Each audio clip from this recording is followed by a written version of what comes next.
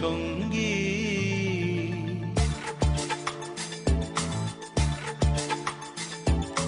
মনোমোর মেঘের সঙ্গী, উড়ে চলে দিক দিগন্তের পানে, নিঃসীম শূন্যে শ্রাবণ বর্ষণ সঙ্গীতে।